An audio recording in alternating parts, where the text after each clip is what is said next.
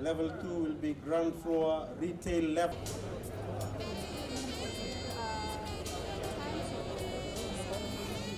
And that in itself is a milestone achievement.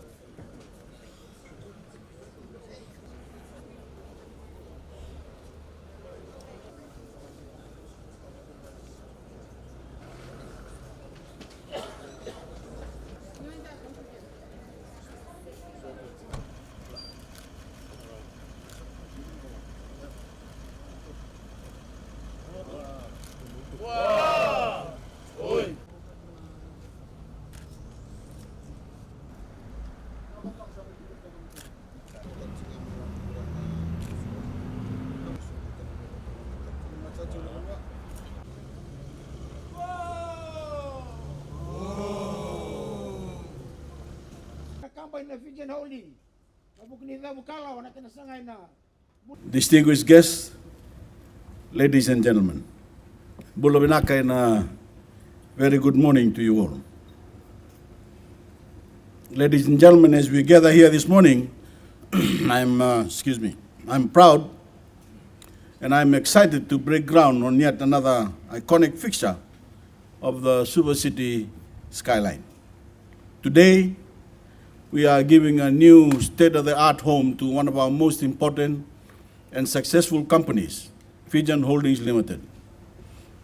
And today, we are further cementing our capital city as the dynamic hub of development, of economic exchange, of finance, and of investment for the entire South Pacific. From where I speak with you today, will soon stand a brand new 17-story FHL Tower, representing a total investment of $65 million.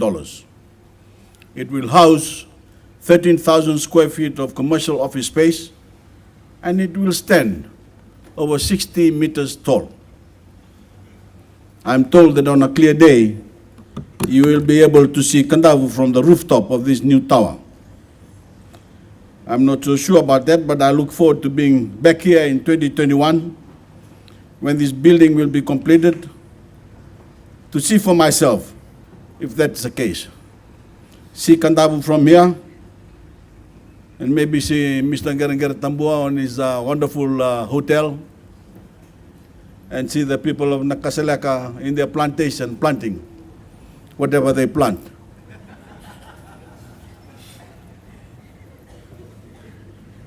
When that day comes, the halls of this new tower will be filled with Fijian businesses, international agencies and organizations, diplomatic staff, and so many others who together will make this new tower a hive of economic activity.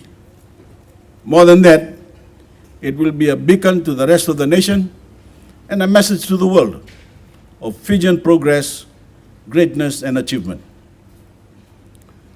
Moments like today are worthy of reflection. We can look back on how far our capital has come these past 10 years, how the face of Suva has changed, and how that has changed the lives of our people for the better. Because every new building represents new opportunity, a new opportunity for new businesses to set up shop and for others to expand, and a new opportunity for our people to secure high-paying jobs. But it also means something more. It fills our people with a sense of pride when they drive or walk our streets with their families. It brings every Fijian hope for what is more to come when they look out over the capital and see the cranes dotting the skyline and the new structures being erected. All clear and impressive signs that we are finally fulfilling our destiny and finally realizing our great potential as a nation. I was saying if it was up to the opposition, the economic boom that we're witnessing in Suva and this building itself wouldn't even be possible. That is not my opinion of their irresponsible economic policy proposals either. They actually said this. Just a few months ago, the leader of Sudelpa actually went so far as to say that buildings in Fiji should be no taller than palm trees. It seems like a joke, but these are the kind of absurd statements they come up with. Reckless, and thoughtless policies that would absolutely cripple our economic growth. They make promises to go back to a Fiji of yesterday, feeding into unfounded fears instead of embracing the modern Fiji, the modern nation that my government is creating for the benefit of all Fijian families. But while their vision of Fiji's future is limited to palm tree height, the Fijian people know full well that our nation's potential is sky high. Luckily, our nation is not being led backwards by my opponents. We're moving forward, and our progress is testament to the well thought out plan I have for our economic growth and for the development of our country. A plan I have laid out repeatedly as Prime Minister, and a plan I've stuck to from the very beginning. It's testament to our consistent economic policies, steadfast financial management, and bold policy making, all of which have given FHL a foundation to achieve record success of their own.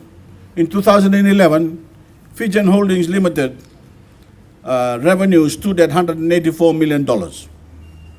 Profits hovered at $6.5 million, and asset base was valued at around $344 million. Today, revenue is nearly double, standing at $311 million from $184 million. Profits have gone up more than 5 times to $35.7 million, and the asset base has grown to over $500 million in value. Share price broke records this year as well, peaking to $6.15 per share. And I'm excited to hear that they are on track to become $1 billion company within the next 7 years. And I want to thank the chair, the board, the CEO and management of FHL for doing so well by their shareholders and investors.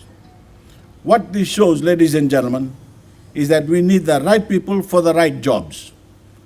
The ethnicity, religion, or province of the chairman and board does not matter. But what matters is which person can deliver the best returns for the shareholders. Companies are run for the benefit of the shareholders, not for the benefit of the individuals to hold various management and board positions. FHL companies are at the forefront of our economic development, contributing to the growth of tourism, opening up new areas of our country to opportunity, and quite literally building a better, stronger, and more resilient Fiji. As Pacific Cement has been absolutely critical to our rebuild from Cyclone Winston. And while I haven't yet been able to see it myself, I hear the Malamala Beach Club is a beautiful new venue. Friends, what naturally happens when an economy grows and keeps growing? Investment makes returns and shareholders benefit. At FHL, shareholders are the great beneficiaries of your steady management, your smart investments, and off the record, unprecedented growth of the Fijian economy. We also hear a lot of talk these days from the opposition, politicians, on the protection of the Itauke. Sadly, we're seeing the same tried and failed arguments we've heard over the years. Again, the opposition is claiming that indigenous rights in this country are under attack and that somehow they and they alone can protect the Itauke. I'm sure many of us are again scratching our heads, wondering what they could possibly mean, especially given the unprecedented protection of Itauke land. As we've been shown today, heritage and culture guaranteed for all time in the Fijian Constitution. Given the 9 straight years of economic growth we've achieved for Fiji and the prosperity that is being shared by every Fijian, given the achievement of FHL we celebrate today, and given that we have got rid of the privilege and elitism that thrived under the guise of protectionism. Ladies and gentlemen, we are leveling the playing field across Fijian society, giving every Fijian, including every Tauke, equal access to our prosperity and to the benefits of their labor. But even when seeing all of that progress, these same politicians, these same failed leaders are back at it again with claims that Toke face some grave threat to their well-being. I have to ask, who are they hoping to fool? Do they really think that something Fijians will go for? Those same lies failed them back in 2014, and they will fail them again in the upcoming election. And I can only hope that once that happens, we can finally move on past this old gang of politicians, their old way of thinking and their old ways of deceit. Finally, we can shake off the stranglehold of privilege, corruption, and arrogance that they have held over our society for decades. Finally, we can send one final and powerful rebuke to their style of politics, the politics of division, of hatred, and disunity, the politics of gross economic mismanagement, the politics that does not empower ordinary Fijians. FHL is proving the lies of my opponents wrong every day. Over 1,200 shareholders have seen for themselves what progress means for the Fijian people. Because in this day and age, finally, Fiji is succeeding.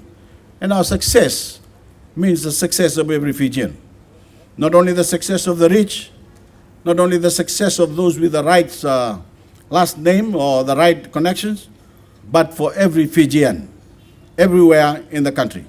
Because today, we celebrate development in Suva.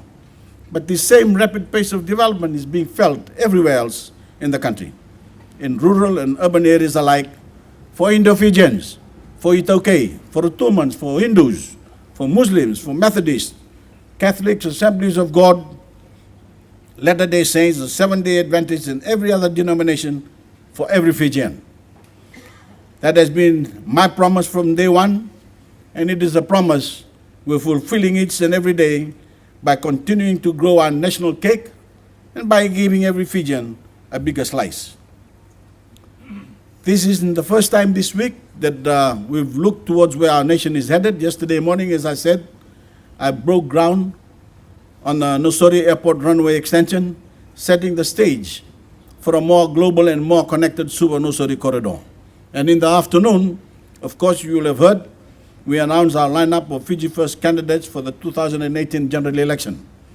That lineup includes many of the champions who have been on the front lines of delivering the promises of my government these past 4 years, and new faces as well, who will bring new ideas, new ways of thinking, and brand new perspectives that will help Fiji forward through the next 4 years of government. So we can continue to deliver on our great promises to the Fijian people, continue to improve the well-being of all our people in an open and inclusive manner, and so we can continue making developments like this possible for our citizens. All of this bodes extremely well for our future. It bodes well for our businesses. It bodes well for families, and it most especially bodes well for the next generation of Fijians who will one day take up the reins of leadership in this country. Today, we are turning a very big dream into reality, and soon, Suva will be blessed with another addition to its skyline, amongst the most impressive ever seen in the Pacific, and another symbol of our success, our ambition, and of our government's proven ability to deliver for our nation and our people. Vinakokaliu.